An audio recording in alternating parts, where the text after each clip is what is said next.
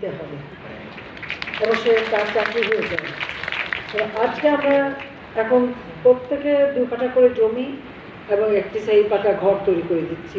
তার একটা ঠিকানা হচ্ছে যেখানে স্যানিটারি ল্যাট্রিন, রান্নাঘর, তাদের শুধু পানির ব্যবস্থা, সব ধরনের ব্যবস্থা আমরা করে দিচ্ছি। এখন আর কেউ ঠিকানাবিহীন থাকবে না। আর বাকি যেটুকু আছে সেটাও আমরা এখন শুরু করেছি, করে দেব। আমাদের এই প্রজেক্টের কাজ চলমান।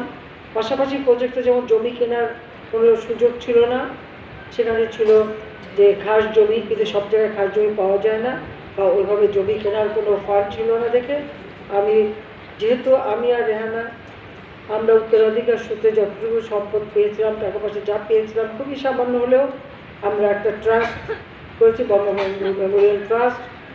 যে ট্রাস্টের তাদের ওই প্রতিষ্ঠান বাড়িটা আমরা মিউজিয়াম করে এটা জনগণের সম্পদ, জনগণকে যেমন দিয়ে দিয়েছি।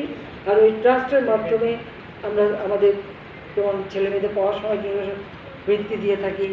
21শে আগস্ট যে যারা আহত বা নিহত পরিবার তাদের সহযোগিতা এখনও দিয়ে যাচ্ছি, বা অন্যান্য ক্ষেত্রে আমাদের যারা একটু মানে গরিব কর্মী তাদেরকে আমরা প্রতি মাস হিসেবে কিছু সহযোগিতা করি।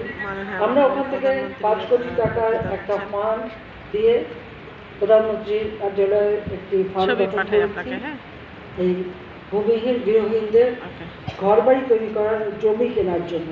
সেখানে আমরা এই ফান্ড করার পরে আরও অনেকেই সেখানে অনুদান দিয়েছে।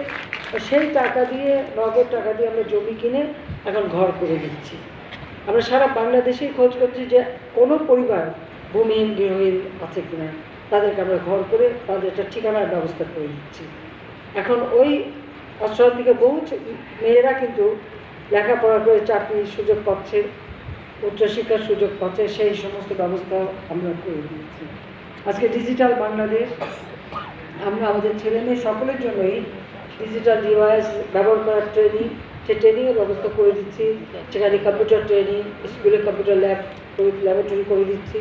তাছাড়া আমরা কম্পিউটার ট্রেনিং এবং ইনকিউবেশন সেন্টার করে সেখানে ট্রেনিংয়ের ব্যবস্থা দিচ্ছি।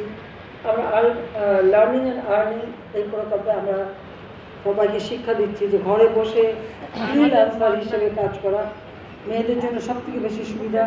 কারণ সব কাজ শেষ করে নিয়ে বসে অন্তত কিছুক্ষণ কাজ করলে দেশেই শুধু না বিদেশেও কাজ করে কিছু অর্থ উপার্জন করা যায়।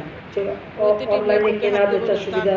আর কোভিড-19-এর সময় তো এই অনলাইন ব্যবহারটা আরও বেশি সকলে রপ্ত করছে।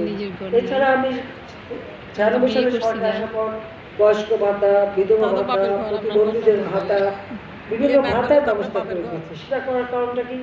কারণ একটা মানুষ যখন স্বামী পরিত্যক্ত হয় বা স্বামী তালাক দিয়ে দেয় বা ডিভোর্স করে ফেলে অথবা ফেলে চলে যায় অথবা সে বিধবা হয়ে যায়, তখন তার অবস্থাটা কি? না বাবার বাড়িতে ঠাঁই আছে,